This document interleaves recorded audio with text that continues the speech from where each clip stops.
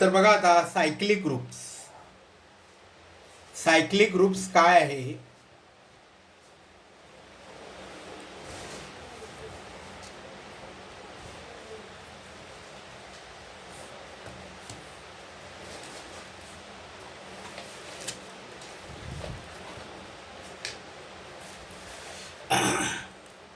तर आपण समजा झेड प्लस या ग्रुपचा विचार करूया. तर झेड प्लस ग्रुपचे इलेमेंट काय आहेत. 1 म्हणजे प्लस हे बायनरी ऑपरेशन आहे या ग्रुपवर, हे लक्षात आपल्याला माहीत आहे. 2 1 + 1 2, 1 + 1 + 1 3, 1 + 1 + 1 + 1 means 1⁴ 4, 1⁵ 5 like this. आता इथे 0 1⁴ 0 0, 1⁻⁻1 -1, 1⁻2 म्हणजे -2. तर तुम्ही बघू शकता की हा जो काय झेड प्लस आहे, हा जो काय ग्रुप आहे तो 1 ह्या इलेमेंटच्या झेड हा जो काय सेट आहे, 1 ह्या इलेमेंट आहे त्याच्या डिफरंट पॉवरचा सेट आहे. झेड हा जो सेट आहे ह्याचा कोणताही इलेमेंट घेतला तर तो 1चा एक इंटेजर पॉवर आहे. For example 4, 1चा 4 power. आता -9 मध्ये 1⁻⁻9 हे लक्षात घ्या. 1⁻⁻9 म्हणजे काय, तर ग्रुपच्या नोटेशननुसार 1चा जो काय ॲडिटिव्ह इन्व्हर्स आहे म्हणजे -1 त्याचा 9 पॉवर, आणि -1चा 9 पॉवर. इथं बायनरी ऑपरेशन ॲडिशन असल्यामुळं वर ॲडिशन हे बायनरी ऑपरेशन आपण 9 वेळा करतो, म्हणजे -1 प्लस -1 असं 9 टाइम्स करतो. 9 टाइम्स मग आपल्याला काय मिळतं, इथे -9 मिळतं. बरोबर आहे. म्हणजे झेड प्लस या ग्रुपचा आपण विचार केला तर every element of this group is integer power of element 1. Such groups are called as the cyclic groups. Such groups are called as cyclic groups. For example, म्हणजे cyclic ग्रुपचं डेफिनेशन काय ते बघा.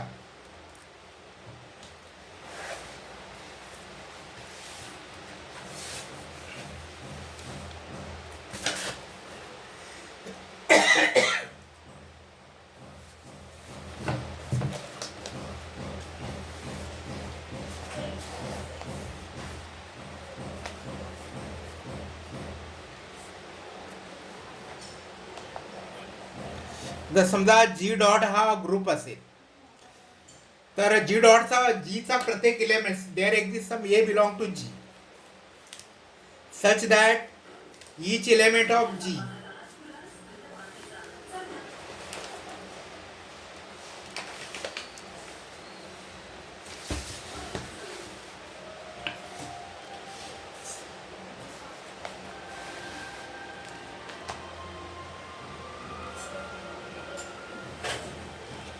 such that each element of G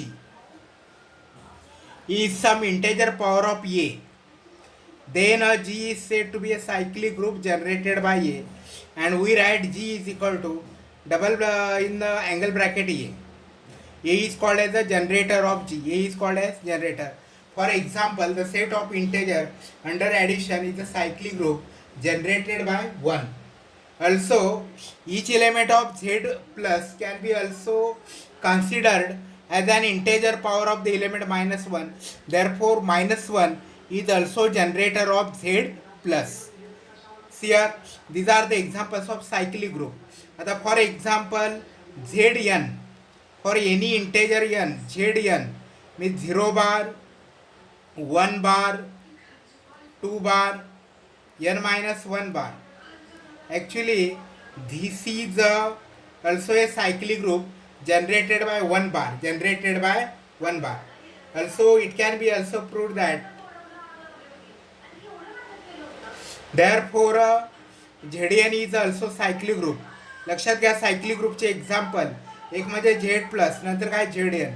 for example Z10 0 bar, 1 bar, 2 bar, 3 bar, 4 bar, 5 bar, 6 bar, 7 bar, 8 bar, 9 bar आणि 10 बार म्हणजे 0 बार. हा cyclic group आहे जो 1 बारने जनरेट. आता इथे बघा 9 बारचा power 1 is equal to 9 bar. Okay. 9 बारचा पॉवर 2, 9 बारचा पॉवर 2 म्हणजे 9 बार प्लस 9 बार म्हणजे 18 बार. 18 बार म्हणजे 18ला 10 भागले तर रिमाइंडर काय येतं 10 म्हणजे 8 बार. ओके. 9 बारचा 3 पॉवर म्हणजे 9 बार प्लस 9 बार प्लस 9 बार म्हणजे 27 बार. 27 बार म्हणजे 7 बार. 9 बारचा 4 पॉवर म्हणजे 9 दुनी 18, 9 त्रिक 36, 6 बार म्हणजे 6 बार. 9 बारचा 5 पॉवर म्हणजे 5 बार. 9 बारचा 6 पॉवर म्हणजे 8 बार.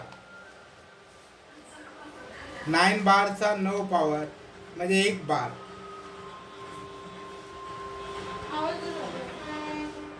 9 बारचा 10 पॉवर म्हणजे 0 बार. Here, therefore, Z10 is also can be considered as a group generated by 9 bar. Is also group generated by 9 bar, and this is a cyclic group. This is a cyclic group.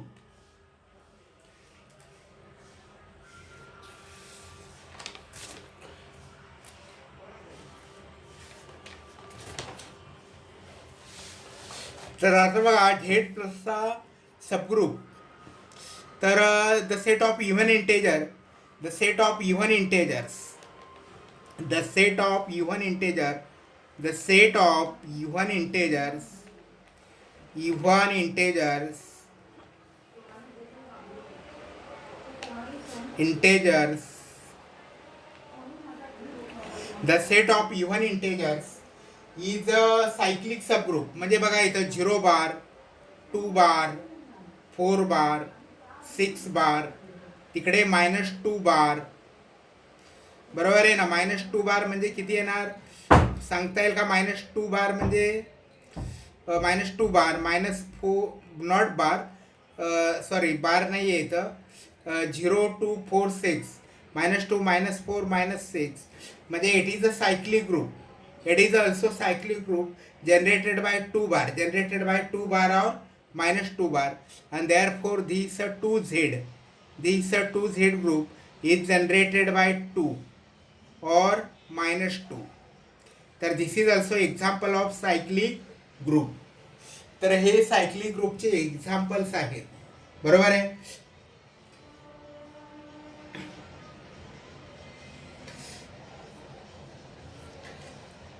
तर आता बघा इथे properties of cyclic group, properties of cyclic group, properties of cyclic group, properties of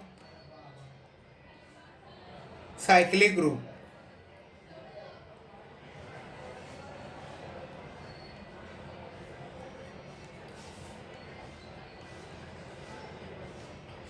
properties of cyclic group.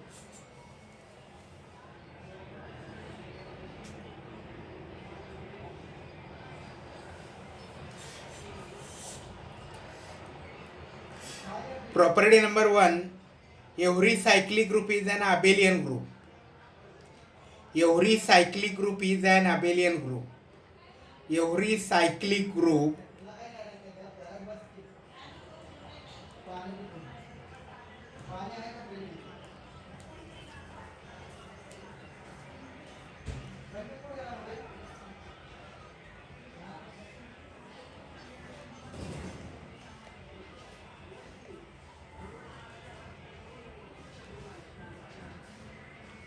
Every cyclic group is an abelian group. प्रत्येक cyclic group का असतो abelian. तर बघा हे सोपं आहे. समजा suppose G be a cyclic group. Let G be generated by a and for any m belong to G, m is equal to a raised to k, is a raised to k, and for any n belong to G, n is equal to a raised to k1 and n is equal to a raised to k2, where k1 and k2 into integer. Therefore m into n, m dot n, a raised to k1 into a raised to k2, k1 k2 integer, a raised to k1 plus k2 is equal to a raised to k2 plus k1, म्हणजे a raised to k2 into a raised to k1 is equal to n into m. Therefore m into n is equal to n m to m, hold for all m n belong to G, and therefore every cyclic group is an abelian group. तर प्रत्येक cyclic group हा abelian group असतो.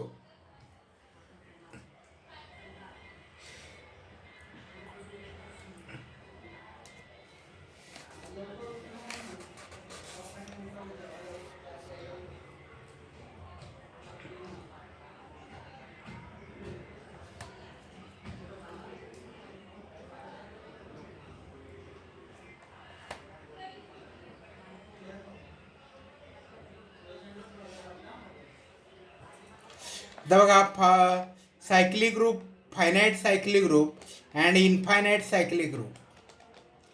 Finite cyclic group, finite cyclic groups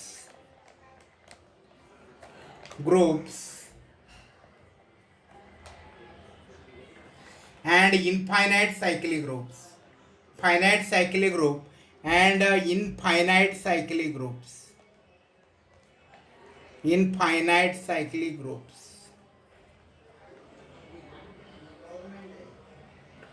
See here, every finite cyclic group has phi n generator. Every finite cyclic group, every finite cyclic group, finite cyclic group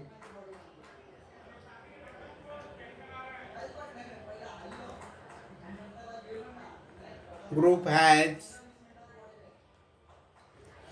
phi n generators, phi n generators.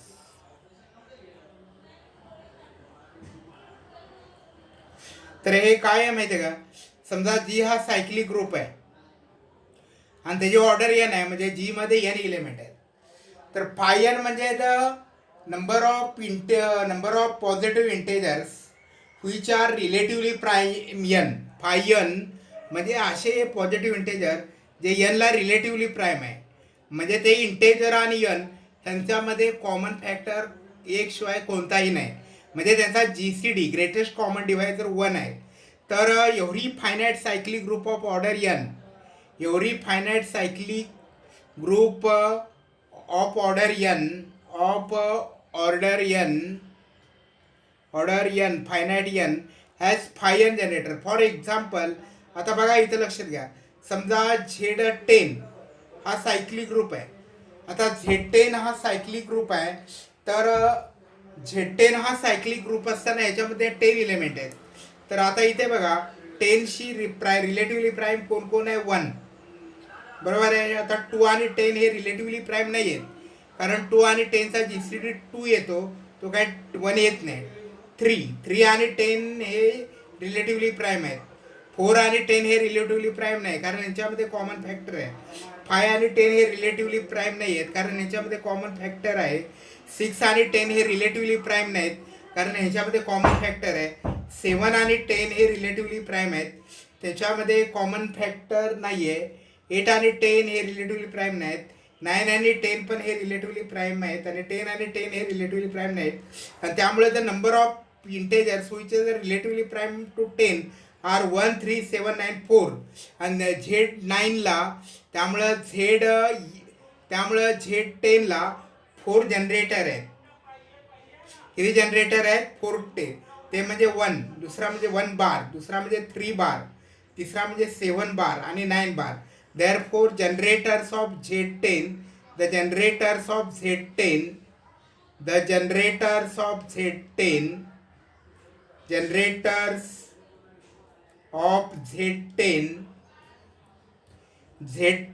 are 1 bar, 3 bar, 7 bar, and 9 बार.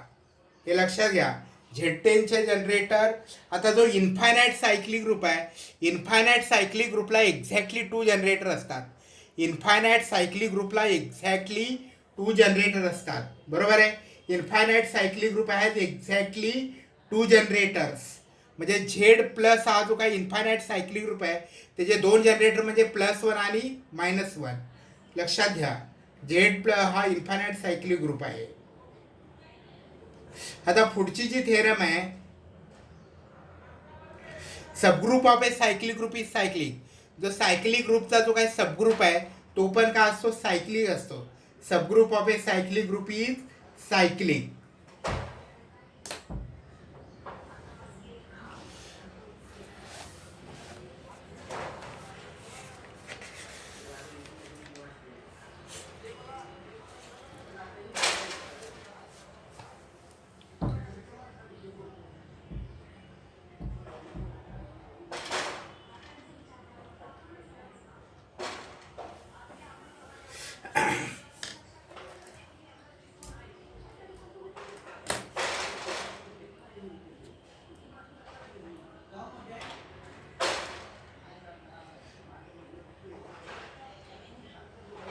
आता एक दुसरं theorem. समजा G हा cyclic group असेल, G dot हा cyclic group असेल आणि समजा जी हा फायनाईट सायक्लिक ग्रुप आहे, ऑर्डर ऑफ जी एन असेल. ऑर्डर ऑफ जी का असेल, एन. म्हणजे आणि समजा जी बरोबर A, generator A. Then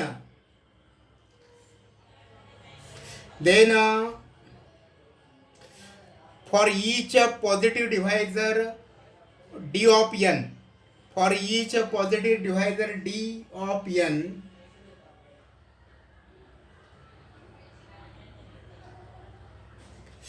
for each positive divisor d of n, G has a subgroup of order d. G has a cyclic subgroup of order d.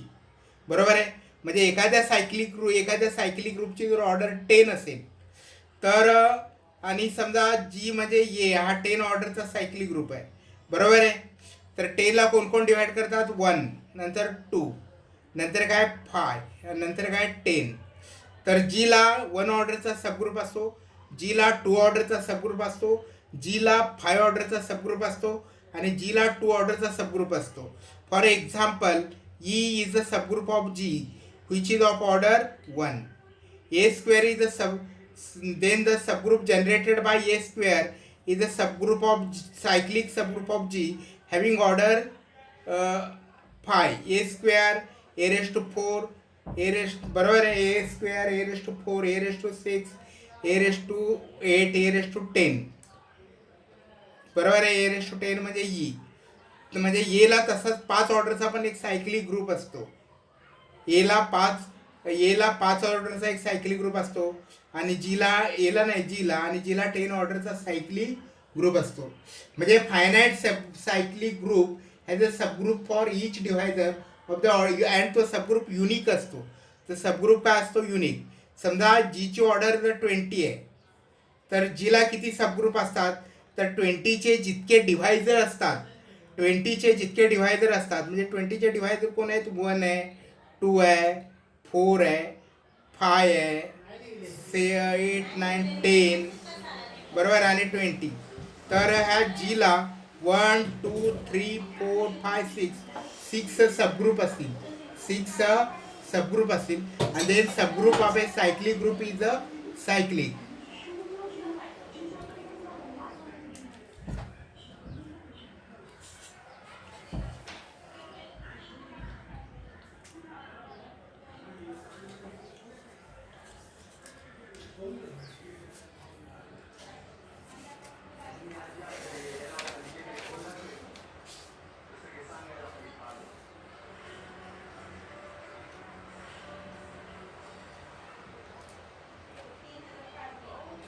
आता बघा, जी हा cyclic group आहे जो एने जनरेटेड झालेला आहे. G is a cyclic group generated by A and if order of A is equal to N, order of A is equal to N, then G is equal to a raised to m if and only if and only if and only if GCD of n and m GCD of n and m is equal to 1. GCD of n and m is equal, म्हणजे लक्षात घ्या जी हा cyclic group आहे जी हा एने generated झालेला आहे. आता एची ऑर्डर काय एन, तर जी हा ए रेस टू एम ने केव्हा जनरेट होईल, if and GCD of n and m 1, म्हणजे एन आणि एम हे रिलेटिव्हली प्राईम असेल तेव्हा जी म्हणजे ए रेस टू एम.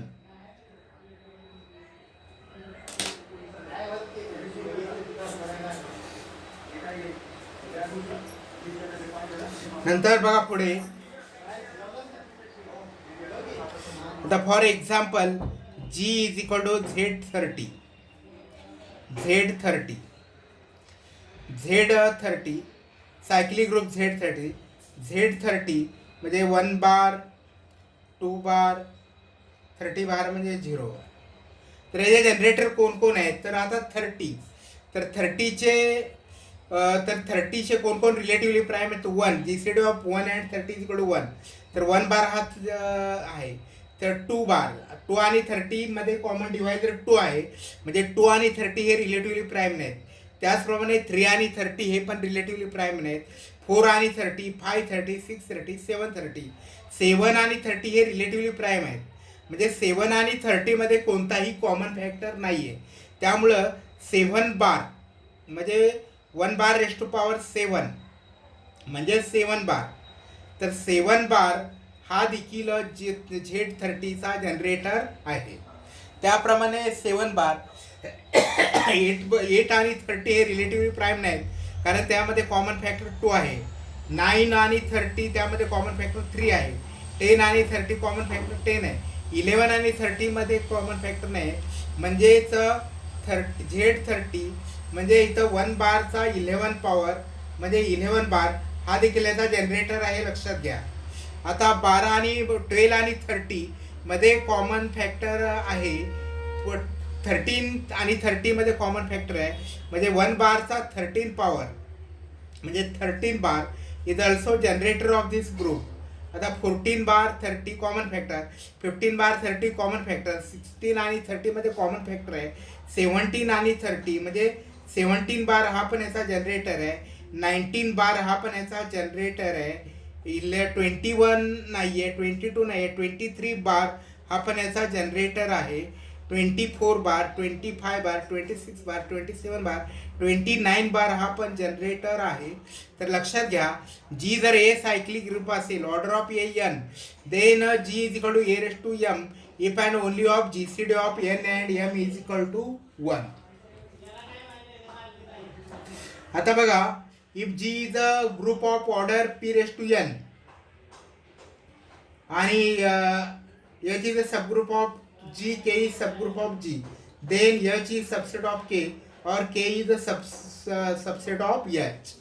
तर बघा, G is a cyclic group of order P raised to n. G is a cyclic group of order P raised to n. P is prime, बरोबर आहे. आणि H हा G चा सबग्रुप आहे. H हा G चा सबग्रुप आहे. H हा G चा काय आहे, सबग्रुप आहे. K हा G चा सबग्रुप आहे. Then H is subset of K. H हा K चा सबग्रुप असतो किंवा K हा H चा सबग्रुप असतो, हे तुम्ही प्रूव्ह करा.